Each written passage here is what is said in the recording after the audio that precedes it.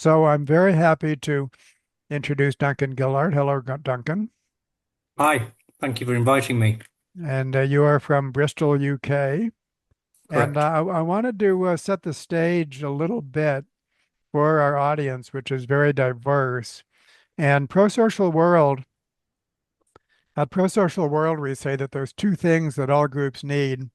One is to be well governed, and the other is to be adaptable. And the governance part, we lean upon Eleanor Ostrom quite heavily. So that's one of our pillars. And for the adaptability part, we lean heavily on a cluster of disciplines called contextual behavioral science, which is defined as the study of human behavior in the context of everyday life with an emphasis on influence and prediction in addition to understanding. And it's a cluster of disciplines. Skinner is a pioneer, but it goes way beyond Skinner. These are applied disciplines, and that includes a lot of it emanates from individual level therapy and training, including something called acceptance and commitment therapy and and training. And so Duncan comes from this world, and he's going to be talking about a particular approach to this called the DNAV model. So we're going to hear more about that, and I'm just kind of setting the stage, and and I guess that's good enough. So, Duncan, welcome. And if you could begin just by introducing yourself as a person and how you became involved in contextual behavioral science, and then how you took these ideas that were developed largely at the individual level and um, and have taken them to scale at the level of entire school systems. So, so happy for you to be here. Thanks for having me, David. Hi, everyone. Um, so I should probably give a little bit of context around my current situation in that I got about an hour and a half's worth of sleep last night, and I'm in the UK, so we're coming toward the end of our day. So it's been a long day. My eldest son, who's 12, in his emerging wisdom as a 12-year-old, decided that it would be a good idea to wake me up at 1:30 in the morning to tell me that he wasn't able to sleep. And so Julius, my dad, took him back to his bed, put him in bed, absolutely fine. And he went back to bed and back to sleep, and I went back to bed and stayed awake, and didn't manage to get back to sleep at all. So I've just done a day's worth of work and done some training and things, and I'm sort of surprisingly hanging in there. Uh, my hope is that I can continue to hang in for another hour and be of service to you all in this conversation. But so that's my current context. More generally, I'm a yeah. So try and get onto the stuff that's as relevant and interesting as possible as quickly as possible. But I'm a Bristol, UK resident, have been for the last 23 years. It's a wonderful city, a very kind of left-leaning and kind of alternative city with a lot of independent traders dotted around all over the place. It's a lovely place to live, except for the weather sometimes. I'm a father of two and a very kind of devoted contextual behavioral science person, both in my professional and my personal life, as in the work that I do. I don't really see how you can do it in a professional sphere without it having a deep personal influence on how you live your life and see the world. So it's feels like it kind of runs through my veins, this work. Um, I kind of I spent 4 years traveling at the kind of turn of the millennium, mostly kind of India and Southeast Asia, and encountered a lot of kind of Eastern philosophy and Eastern practices, yoga, mindfulness, those kinds of things, and got really deep into that stuff for a few years. Um, and so, in many ways, that kind of set the scene for coming when I came back to the UK. Eventually, that kind of set the scene for encountering contextual behavioral science, which I think has borrowed a lot from a range of different places, including the Eastern philosophies, encountering that in an appetitive way. That was around about 2006, so kind of just coming up 20 years. and it's been my way ever since, really. It's been the way that I've conducted myself professionally. It's been my kind of philosophical home. It's the primary community with which I identify, and any work that I've managed to do that is useful in the world, I owe in no small part to this community of practice that is so sharing and giving of the skills and the practices. I don't know if that's a good place to start, and if you want to steer me from there, David. No, very good, Duncan. Thank you for making it so personal. So I think that we really that's lovely. So please proceed. Shall I say a little bit about the work that we're into, or shall I start with a bit of DNAV and what DNAV is and how it relates to contextual behavioral science? Would that help? Anything you want. Okay. Okay. So, I should probably just say a little bit about ACT, which is the kind of psychological flexibility model that is at the heart of a lot of contextual behavioral science practice. So ACT is really about helping people to live life in accordance with their values meaning connecting with the kind of person that they want to be in the world, and trying to find ways of translating that into ways of showing up, into ways of acting across different contexts, across different domains of life, from all parts of life, from work to family to friendships to self-care and leisure, all domains of life. And of course, values are context dependent. So if you ask me to tell you the story of who I try to be as a dad, I'll tell you a story that really matters to me. But if you ask me to tell you a story of the kind of person I want to be professional, as a psychologist, I'll tell you another story, and that will be equally as true in that context and really matter to me. So ACT is about helping people live a life in accordance with their values and recognizing that values change according to context and recognizing that values are dynamic patterns of activity. And it's also a practice that recognizes that living life in accordance with your values is not always the easy life, that it means encountering challenges along the way. It means encountering internal difficulties, worry, anxiety, nervousness, the fear that things may not pan out the way that you think that they might. It means encountering struggle and trying to find a way to kind of work through that. And so ACT practice is really not just about helping people pivot toward values moment to moment, day to day. It's also about helping people develop a kind of skillful, flexible, and open relationship with the challenges that inevitably come along as one tries to live as best one can a values consistent life. And the DNAV model is really a developmental version of that. So ACT in its original inception was never really developed with developmental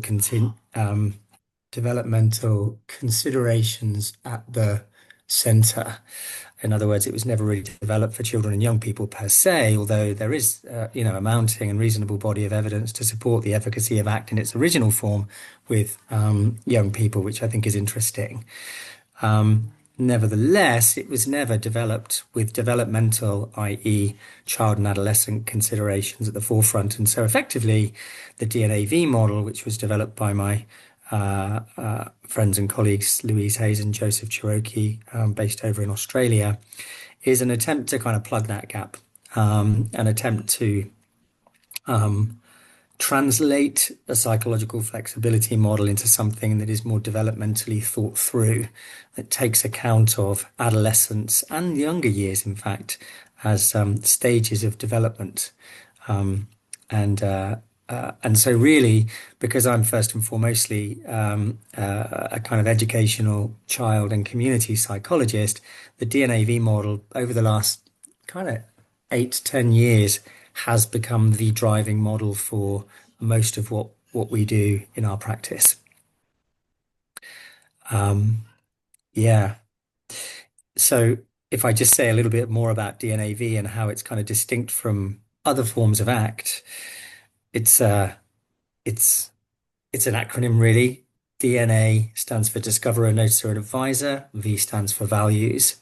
And if you saw a visual representation of DNAV, kind of what you'd see is there's a V in the middle, almost represented like a kind of compass that you can kind of turn in different directions. So V in the DNAV model stands for values. And then you've kind of got these three skills that are talked about as metaphors: discoverer, noticer, and advisor, that we can draw on kind of flexibly to help us keep pivoting toward values and doing stuff that's in the service of values. So the advisor is like a metaphor for kind of cognitive flexibility. We talk about how our advisor is it's like a kind of metaphor for an ongoing internal narrative, our ongoing minding process, thinking, always on the fly. Our mind's advising us about what to do, what not to do, what to do more of, what to do less of.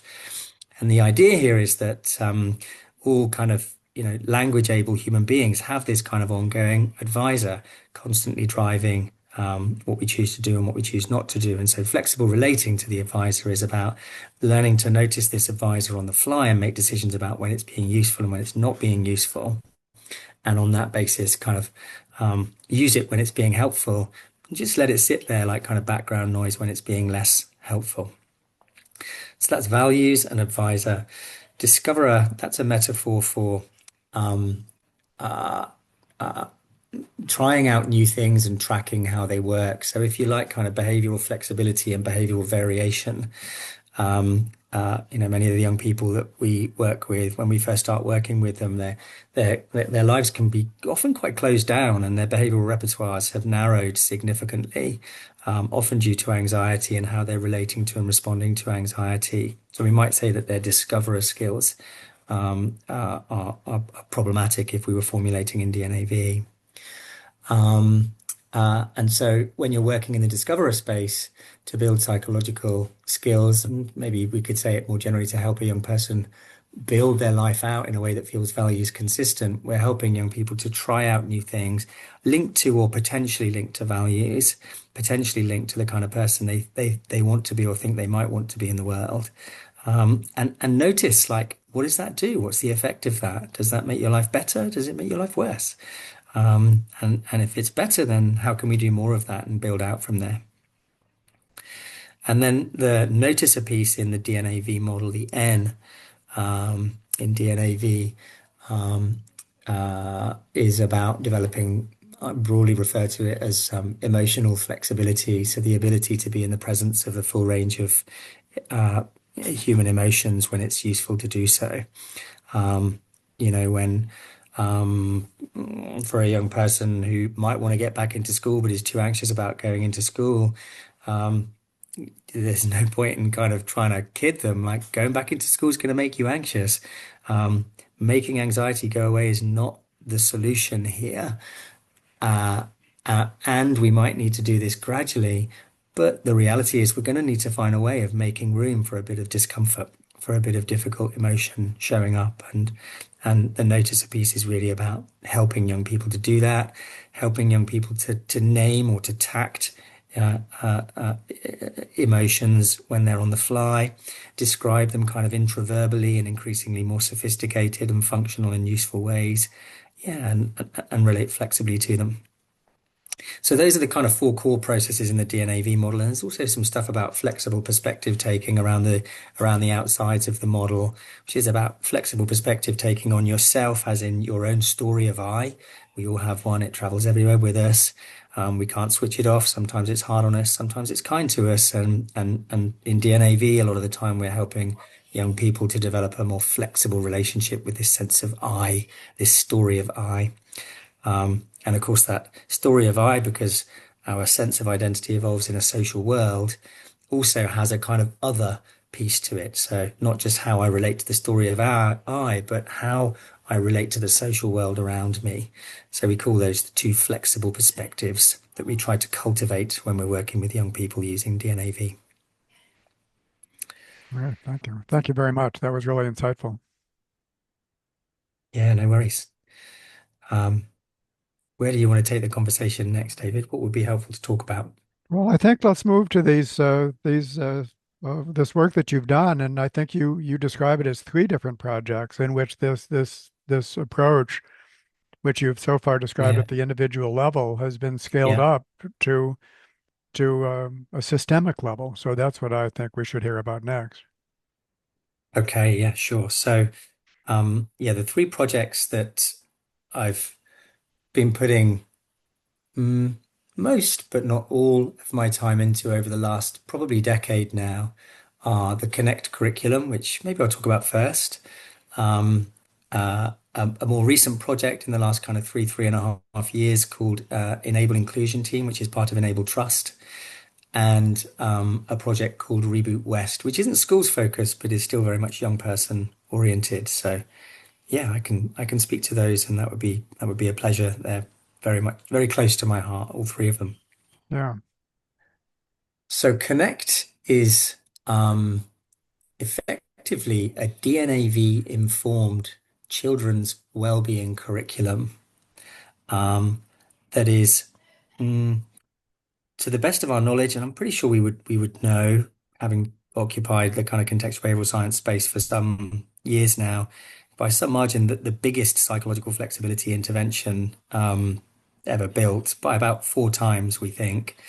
Um, and size isn't everything, but when you're talking about curriculum, size is an important thing because children are in school every day and teachers need different things to do with children to kind of cultivate the skills that the DNAV model is intended to target through, multiple exemplars in multiple different ways.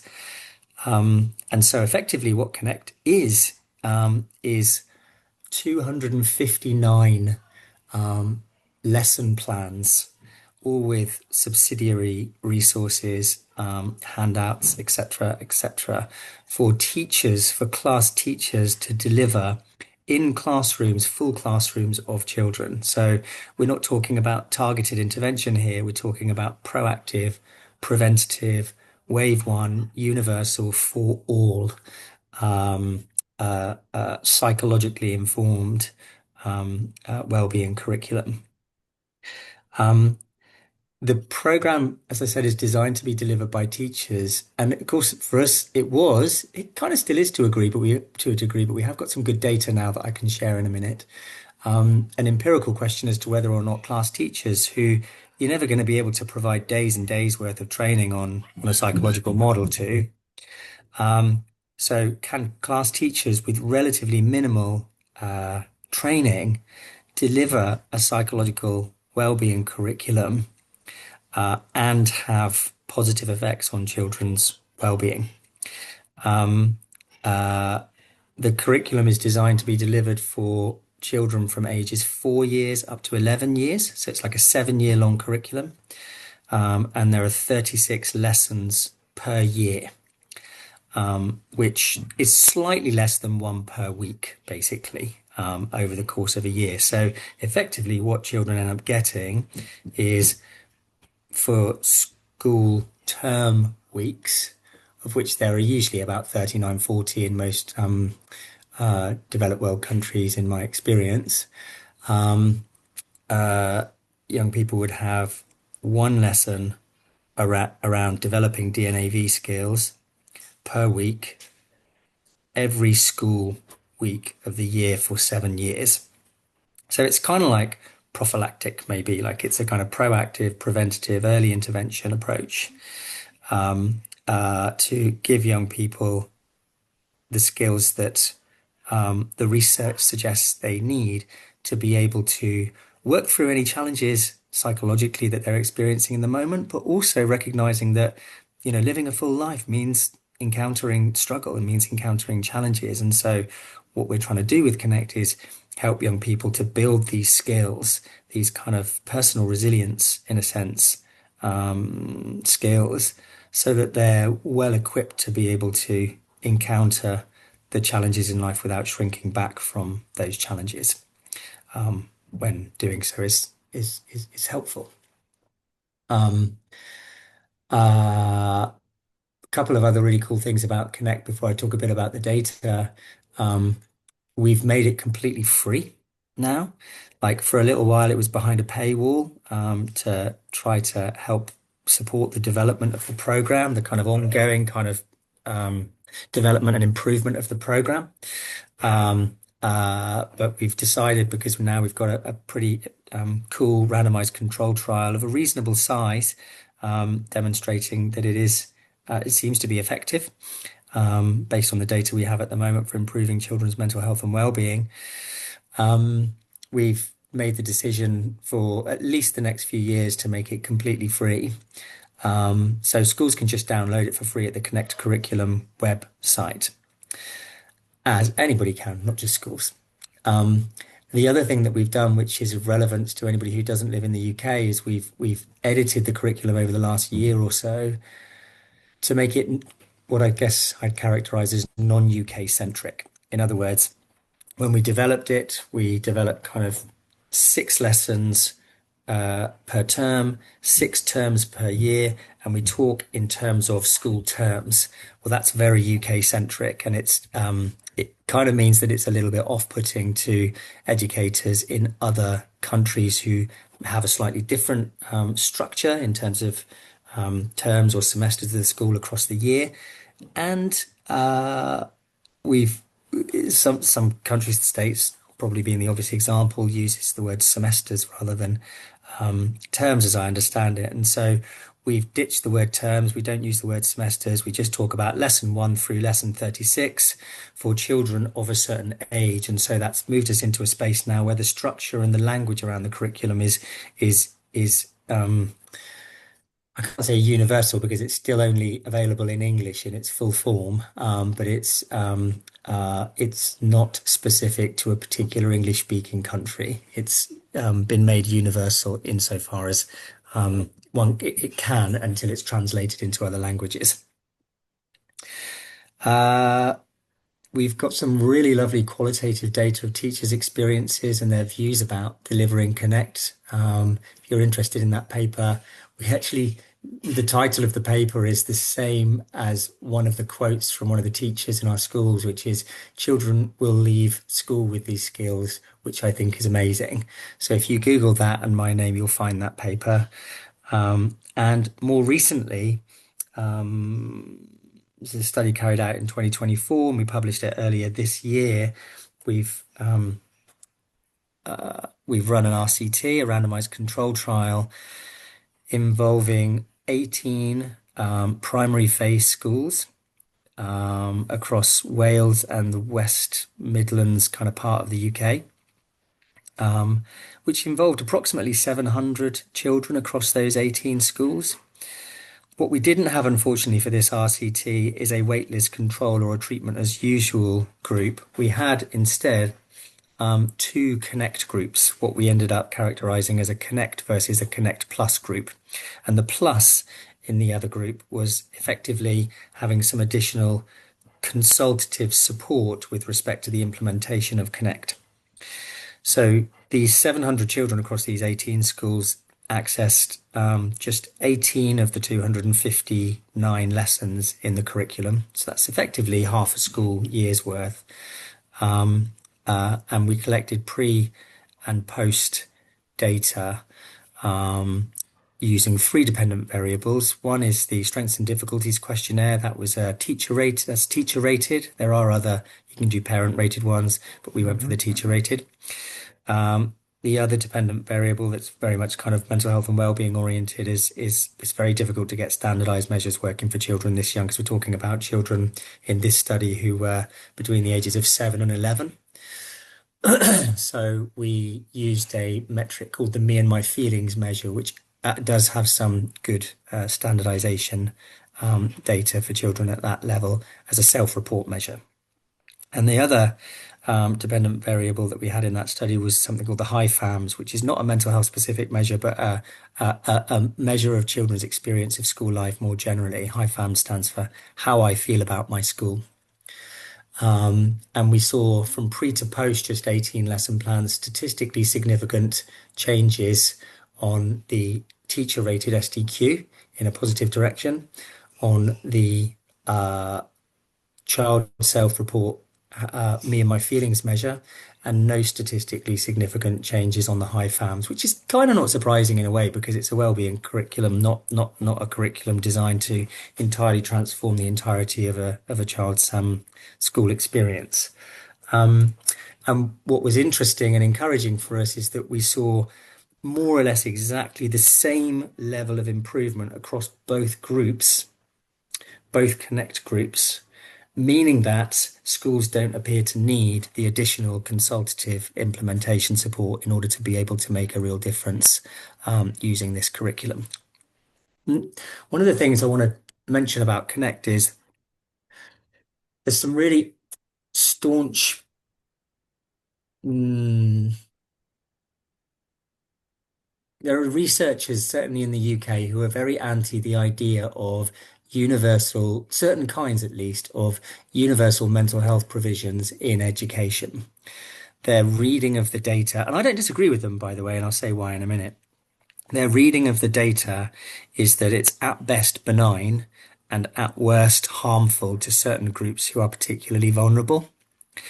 Most of the programs that are being trialed over the last about 10 years since mental health and wellbeing support in schools became mandatory in the UK have, in my view, a fairly strong emphasis on sitting around talking about mental health and also talking about mental illness. I wouldn't, it doesn't surprise me, and there is research to support this assertion that just sitting in a classroom talking about mental illness and how to spot what we might characterize as mental illness might be problematic and might actually have an aversive effect for some subgroups. That doesn't surprise me in the least.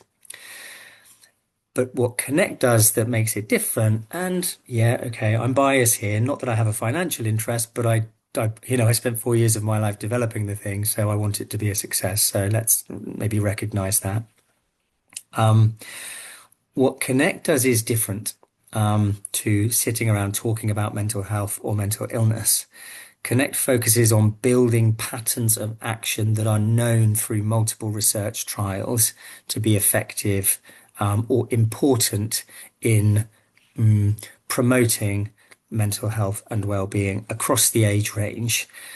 What I mean by that is that as well as the DNAV model, Connect is also driven entirely by a system of understanding what best predicts children's mental health and well-being called the Six Ways to Wellbeing. And that was developed again by Joe Cherokee and Gitanjali Basakod, also a researcher based in Australia. So we can say the Six Ways to Wellbeing are effectively 6 patterns of action that have been shown in multiple research trials to be important features of what helps human beings to prosper. Effectively, they are exercising, being physically active, having meaningful connections in one's relationships, cooperating and giving and understanding the benefits of engaging in kind of kindness and giving patterns of action in the way that you relate with others, taking time to notice and appreciate the world around you, challenging yourself in ways that feel meaningful for you, and engaging in good levels of self-care behaviors. So effectively, you kind of, with Connect, you map those two things onto one another, DNAV and the Six Ways to Wellbeing, and that's what drives the Connect curriculum. So it's a very practical curriculum. It's not just about talking about things. It actively encourages engaging in those patterns of behavior, which is why we think it's probably very powerful in shifting these processes. So that's kind of Connect in a nutshell. Anything you want to ask about that, or should I talk about Well, another strand that I'm I work? wondering now, maybe we want to have a little round of questions, and then would that be Yeah. useful? I think I certainly have some questions, and if we could Mm. let me shift to gallery view, and so if you want to ask a question, please raise your virtual hands. One question I have is that even if you make it free, so many schools are just packed with their own curriculums that they might think it's difficult to make room for something like this. But so how do you Mm. succeed to getting people to use it, school systems to use it, even if it's made available for free? Yeah, good question. Yeah, so I think the honest answer to that is I'm not really sure because one of the reasons I haven't mentioned that we made it free is because we're terrible at marketing, and frankly, we can't be bothered to spend time becoming experts on marketing. We've been very fortunate to have a reasonably wealthy investor help prop up Connect and support its development. And also now, part of the reason we're able to make it free is because that reasonably wealthy investor is also continuing to invest in it such that we have dedicated money, which translates into dedicated time and fairly specialist resources to continue to improve the program and to liaise with clients to support schools in embedding it. So what's really cool now is that, and this is very hot off the press. We've only managed to do this recently because we've only just finished the developments I was just talking about around Connect, making it non-UK centric primarily, and also ironing out a few creases around URL links that weren't working and bits and bobs like that.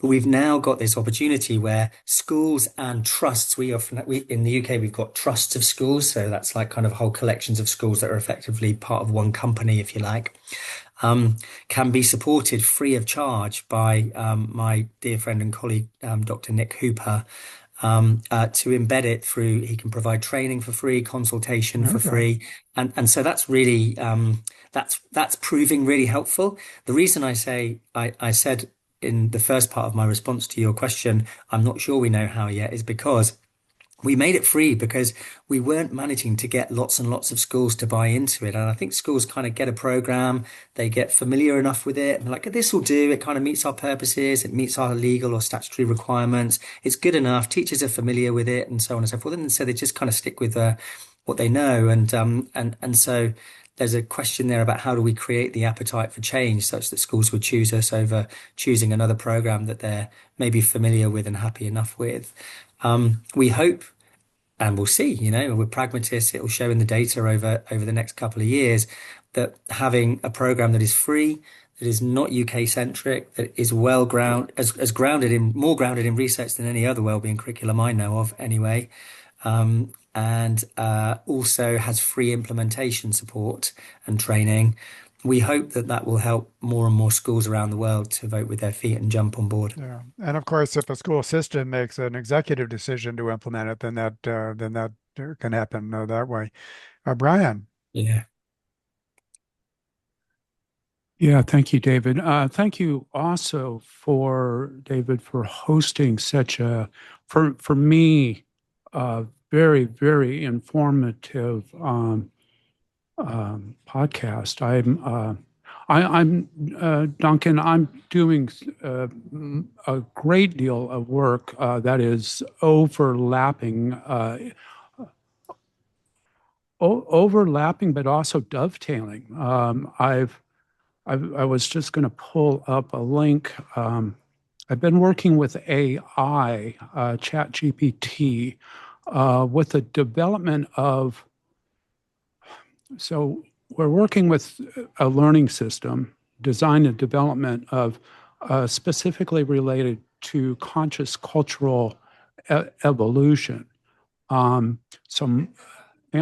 Utilizing, at least aspiring to utilize Schwartz value survey as and subjective well-being assessment. And part of the work I'm doing with the AI at this point is to, I think, effectively convert a WordPress.org website from a more of a for-profit foundation to a not-for-profit, which we've adopted that approach, and utilizing as best we can open source resources and make best, but it's very, very nuts and bolts at times, almost mind-numbingly. But AI, and my experience with AI recently, I'm very encouraged. It's certainly not 100%, but a dialogic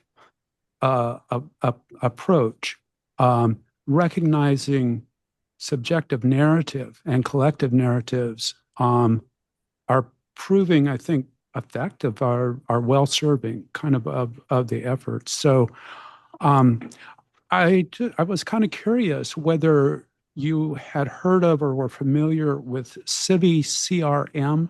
Are you familiar with that No. platform? Because it is an open source platform, and part of the work I'm doing with AI at this point, we're taking to use a term that I learned or was reiterated through ProSocial, Mhm. scaffolding with regard to learning systems and kind of based on the tenet of multi-level selection in evolutionary terms. Um, uh, uh, but Civi CRM is very large. And we're doing a lot of work to make sure that we get that into the WordPress.org website, that it's a clean, stable, secure download and operation. It's CRM basically stands for, as Civi CRM uses it, constituent record management.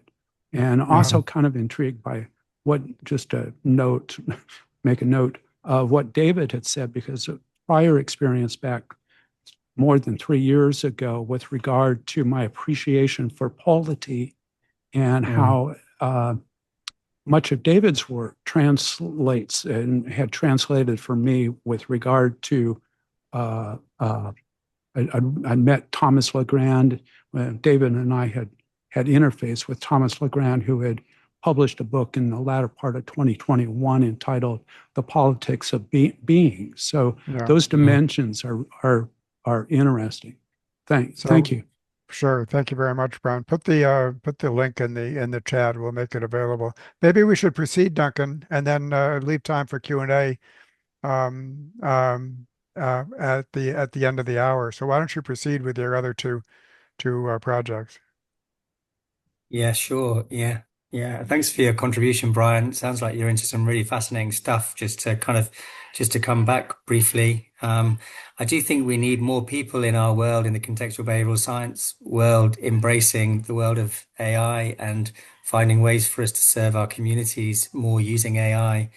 Um, Another dear friend and collaborator of mine, Dr. Freddie Jackson Brown's doing a lot of work in that space at the moment, and actually did the keynote at the most recent ACBS conference here in the UK a couple of weeks ago, and it's just wonderful the work that he's into. But what slightly worries me is that there really aren't that many other people in our community doing it. So yeah, good to hear that there are other people kind of trying to occupy that space and find ways um, to serve the world in positive ways using AI. It's that phrase, um, AI won't replace human beings, but human beings who use AI will replace human beings who don't. And it feels like we're already there, really. Almost everybody I know is in some way, shape, or form using AI at the moment, in their personal and or professional lives. So I'll tell you a little bit about Enable Inclusion Team, which has been my kind of my passionately embraced project really over the last 3.5 years or so. So this project, again, very much driven by DNAV, but the translation of the model is completely different here. It's not about helping teachers work in a universal way with all children who are much younger. This is about doing more intensive therapeutic work with two populations of young people, mainly adolescents, but not exclusively. Young people who are at risk of exclusion from school, and young people who are anxious about school and therefore not going into school because of their anxiety. And we managed to get, well, in total over the 3 years, it would have been about just over £1 million worth of funding from NHS England as kind of seed money for the first 3 years to see if we could get this project off the ground and turn the curve a bit for these particular populations of young people. Here in England over the last few years, the number of young people being permanently excluded from mainstream school has just gone up and up and up, and it continues to go up and up, and nobody seems to really have a solution for that. So part of our work was trying to work collaboratively with families and schools and therapeutically with young people who were at risk of being permanently excluded to try Well, and but just Duncan, elaborate just a little bit more. Why are they permanently excluded? Because they themselves don't want to go, or they're being excluded for other reasons, or yeah, okay, yeah, thanks for the prompt. They're at risk of being permanently excluded because they're presenting with high risk behaviors that means that schools are considering ah, permanently excluding them. okay, they're being expelled from school. Yeah, yeah, that's right. Yeah, Okay, that's another okay, thank terminology. you. Yeah. And many of these young people have social care involvement. They often have fairly difficult, histories, aversive childhood experiences. Not all of them, but many of them do. Um, and so our job is to get in and try and work in a really bottom-up way in the community using evidence-based processes of care, Q, ACT, and the DNAV model to support them in pivoting their lives in a slightly different direction and hopefully working collaboratively with the school, creating a context that enables them to show up in a slightly safer way and in a way that schools feel that they can handle better without deciding that actually these young people can't be here anymore. Effectively, the way the service looks is we're 9 people in total. We have a kind of senior research lead. We have 3 practitioner psychologists. I'm currently in the post of service lead, kind of lead psychologist post, and then we've got 3 assistant psychologists who are wonderful who work with us as well.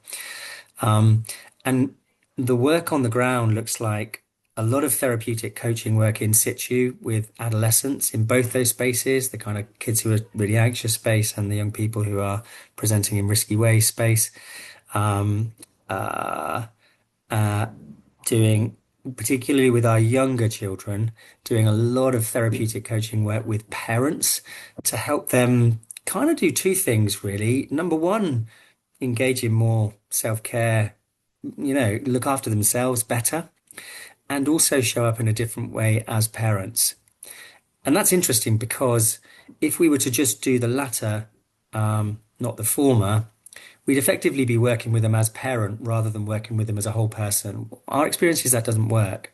So when we work with a young person through the parent, it doesn't work just to work on, for us anyway, just to work on their parenting practices. We find that parents who are caring for themselves well tend to be much better able to show up as good parents for their kids. I think that's supported in the research that I'm familiar with anyway.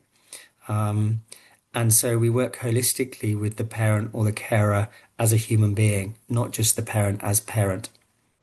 Although ultimately the young person is still our client, the child is still our client. And so our job is to create a context that enables that young person to thrive. It just so happens that particularly for our younger people, if you want to go after the young person, go after the parents first. That's what we often find. It might be helpful just to say a bit about the core principles that kind of underlie this particular approach, which we're trying to get some national traction with at the moment. So this is in a paper that we have in press at the moment, myself, Nick Hooper, and the rest of the team. It's not published yet, but I can make it available if it's of interest to anybody once it's out. We are definitely psychological flexibility oriented, which means we're targeting the processes that ACT and DNAV are designed to target. Connecting with values, doing the things you care about, making room for discomfort as you do so, that kind of stuff I talked about before. We're community based. That's the second core principle of the service. That means we go to wherever the young person and the family need us to go in order to meet them where they're at, not just psychologically, but geographically. That's something that a lot of psychological services are not set up to do. They just work in the school, or they just work in the home, or they just work in the community, but they're not set up to go to wherever in a kind of bottom-up way the client or the family need us to go. We don't do it like that. We go to where they need us to be. I don't think that's too unfamiliar to the behavioral science community, the traditional behavioral science community, but I do think it's quite unfamiliar to a lot of psychological services in today's Very age, much sadly. so. Very much, very unusual, I imagine. Yeah, yeah. And tell you what, parents love it, honestly. When we say, I'll give you a little example. So one of my young people at the moment, she's a year five girl. She's been really struggling with anxiety, but mum describes her as a screen addict. So mum just can't get the screen off of her. And so and is worried about what will happen. She'll talk about, oh, I want to kill myself, or I'm gonna do horrible things to myself and these kinds of things. And of course that scares mum into saying, okay, have the tablet then. But mum's not worried about how she's going to get the tablet off her. And so um, part of my work there with mum is helping her to weather some of the emotional challenges that she encounters along the journey of trying to build her daughter's life out a little bit, get her into school, get her off the tablet a little bit. And so it's little things like, in the first instance, if you feel like you just can't get the tablet off her, we'll take it. I'll have it at home. We'll just take that opportunity away. And then once she's been into school for the hour, or, kind of we're building up gradually here, right, for the hour, then I'll bring it. And that seems like a really silly small thing. But for that mum, it was really important, because it's like that I don't know how to do it right now. But if there's no option for me for her daughter to have the tablet, then it kind of takes the choice out of her hands and also out of her daughter's hands. And that I was like, I just can't believe that you guys do this. Like, why don't other services do this? And my answer to her is, well, I don't know why other services don't do it, because it certainly seems to work well for us. Duncan, this is Um, a moment. I was going to do it later, but I'll do it now. There's a whole controversy raging between Jonathan Haidt, basically, and his emphasis on social media as like the biggest part of the problem, and other people mm, like Peter Gray, who think that's overstated, and it's much more broadly the school environment that's provoking anxiety and so on, that we need to be thinking about, including something he calls school climate. And I have a podcast with him on that. But what's your own view on sort of, I think you're probably very familiar with Jonathan Hart's thesis, The Anxious Generation. What's your own view on the role of tablets and social media compared to something that's much more general about the whole schooling culture? oh, we could do a whole podcast just talking about Yes, we this, couldn't could. we? And I guess maybe on that note, I'll try to keep it brief, because we're going to finish up in 10 minutes, I think, right? And we can go a little Um, bit over, and I think we oh, we should, as can. long as you can. So we're not Okay. We're not tied in that bound by way. the hour. Okay, cool. One of the challenges I think with well, there are a few things. One thing is, and I'm not just talking about social media here, I'm also talking about gaming. Um, I think what I'm about to say is relevant for both of these. There's something so incredibly appetitive and immediately appetitive about those experiences for children and young people that makes it very difficult to have anything that could outcompete that in terms of how appetitive it is. It's really difficult. Um, like, I think it's not uncommon now. I don't know what other people's experiences is, and I'll be really curious about it. For kids to not be looking forward to Christmas that much, like, oh, when I was a kid, Christmas, like, this amazing thing. I'm going to get these presents. It's going to be amazing. I'll be off school. And I think for many children, um, access to gaming is so appetitive that this kind of Christmas is not so much fun anymore. And I just find that remarkable, really.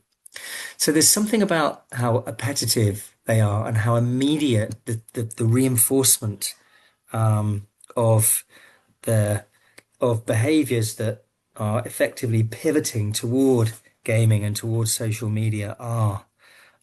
I think that creates significant challenges.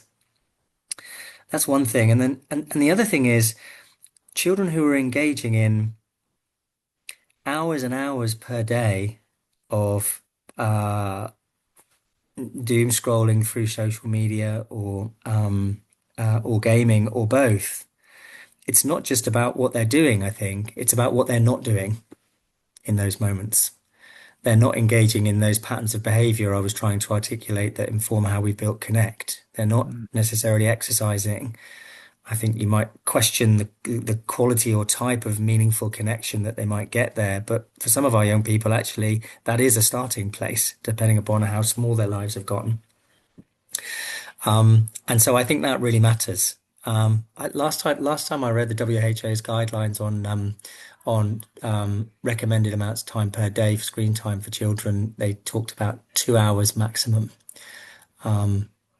Many of our children are up to 9 hours a day, and that's our kind of baseline. That's our starting point. But we will measure reductions in screen time because it matters for both the reasons I just mentioned, I think. That's very informative. So thank you very much for taking the time to do that. So let's continue. You actually have one more program to get through, but this Yeah, program number two is proving to be very successful. And one of the great things about contextual behavioral science is how evidence-based it is. I mean, you guys are yeah. beasts when it comes to actually validating what you do. And so Thank I you. think that I'm just that's really admirable. You go on the Yeah, ACBS website and there's a page on the website of the number of randomized control trials that have been conducted yeah. on this. It's up to It's 1,400 enormous. now. Yeah, over And 1,400 now. It's just remarkable. It's incredible. Obviously, varying degrees of quality and size and so on, but wow. Um, Let me just say a bit more about those principles. So I talked about being psychological flexibility oriented, being community based. Holistic is another one of our core principles. We work with the whole person in context, not just the person as student or the person as mum or the person as dad. We find that's the best way to create meaningful change through really high quality, deeply respected, lasting relationships. We're pragmatic and data led. We collect a lot of data to help shape the way that we develop our service. And remember Steve Hayes, the largely accredited with being, he would always say one of the founders of the ACT model. He's very humble in many ways, but many people would regard him as the kind of the father of contextual behavioral science in the ACBS. With Steve talking about pragmatism as our most outer layer. I love that. I love that because it reminds us that sometimes our models won't quite work. And if we can be open to the fact that, I remember he once said, ACT is wrong, we just don't know how yet. I love that. It's basically saying all of my work is wrong. We just haven't figured out how it's wrong just yet. And it makes room for the fact that we can always be better and better and better. So we are pragmatic. We allow the data to shape how we develop ourselves, and all of our data, except for one metric, is outcomes based. I don't know what it's like in your countries, but goodness me, it blows me away how little psychological services for children, families, and schools, I'm sure it's true for other clients as well, are held to account on the basis of their outcomes. Everything seems to be about outputs today. It's about what did you do? How often did you see your client? How many times did they show up? And these kinds of metrics. And our line is no. Like we're not going to provide you with that data. It's a waste of our time. It doesn't demonstrate in any way that we actually make a difference in people's lives. Judge us on the basis of the difference we make, not on the basis of the things that we do. Outcomes, not outputs. So we're very outcomes based, and that's our fifth, in no particular order, core principle. We're person and family centered. So I'm very minded of how one of the defining features and distinctions, I think, between a traditional Skinnerian behavior analysis and a contextual behavioral science, as is characterized by this kind of more contemporary contextual, explicitly contextual wing of behavioral science, is a shift in emphasis from control to influence. Less talking about behavioral control, more talking about behavioral influence. And I really like that. And I think we see that really running through the lifeblood of values work. It's like, I want to help you change your behavior, but not in a direction that I want, in a direction that you want. So what matters to you, and how can I help you pivot your behaviors more in that direction? So person and family centered, and then contextually focused, philosophically speaking, which is another way of saying we want to create and be a part of a context that helps our clients to thrive. We're not really interested in deficits. I'm not even particularly interested in diagnoses beyond how a person relates to the story of their diagnosis. That's therapeutically important and useful, but the right. actual diagnosis, we don't find it clinically useful most of the time. Right, right, So yeah, So that's amazing. AC. And our outcome data, just in brief, we collect outcome data in relation to social care, involvement, and improved safety in the home, in relation to educational outcomes, and in relation to well-being using, again, it's SDQ. It's not a Psych measure. It's far from perfect measure, but it works for our purposes at the moment. And we're starting to lean into, psychological flexibility process measures with young people are hard. But we are starting to use some of Mark Dixon's parents' ratings of their own children's psychological flexibility measures now, and that's a move in the right direction for us. And also just generally trying to be idiographic in the way that we work, and that's a nod to the person-centered approach. Like we get this core data, but first and foremostly, in a way, what we care about is what matters to you, and let's measure progress toward that, idiographically speaking. Yeah, this is all current stuff that Steve Hayes is passionate about. So in terms of every individual is a complex system that needs to be understood in its own right. A Yeah. complex system embedded in larger complex um, systems. So I mean, it's just foundationally changing the whole way, including doing statistics and the likes. In some ways, it becomes a Yeah, critique of those very randomized control trials that are supposed to be the gold standard. So there's a whole absolutely. conversation that's there. But let's open it up again to the questions, please. Please don't be shy, friends. Yeah, you can't fail to be stimulated by this. That's impossible. So speak up. David, I just want to thank you and Duncan so much. I have another meeting at 2. I am just so pulled in by what you're doing. As I said in the chat, it is logical and so emotionally healthy. When are you Thank Thank you. you. coming here to give some classes? And Thank you, Barbara. you're That's So very very kind of you welcome. to say. Thanks again, David. Appreciated it. always, and we have such a rich offering of. If you go on the ProSocial World website on the podcast section, then you'll see just so many interesting talks um, like this. A question that I have, and in the work that we've done, um, there's a distinction between instruction, instructing people in these things, and changing the social environment. So that Mm. and then people just enter the social environment and it's constructed in a way that brings out some of these things as opposed to instructing them in it. Is that a meaningful distinction for you? And can you give some examples of how you've succeeded by changing the social environment as opposed to some kind of direct instruction?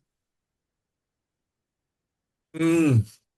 Another one of Steve Hayes' phrases that's always stuck with me is advice giving is one of the worst ways to change behavior. So, and yet I think there are times when we're working with a young person, um, sometimes we talk about coaching.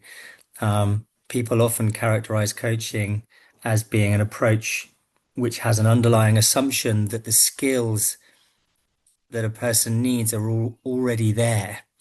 Um, and if you were to characterize coaching in that way, you might say it's distinct from mentoring, where sometimes we are about developing a client, a young person, or whatever's skills.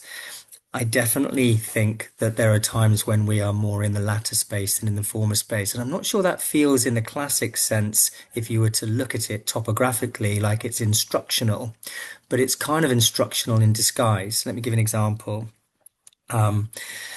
When we work with our young people who are at risk of exclusion from mainstream school because they're showing up in risky ways, getting into fights, maybe substance use and so on, a lot of these young people they don't talk about feelings much. Their emotional literacy skills or their motivation to talk about emotions and slash or their motivation to talk about emotions is very low. It's kind of not common currency for many young people, for us at least, we notice in that space. And yet, and metaphorically, I often think about that as being like they've sort of learned to wear armor to protect themselves. Not least of all because, and I really like this metaphor.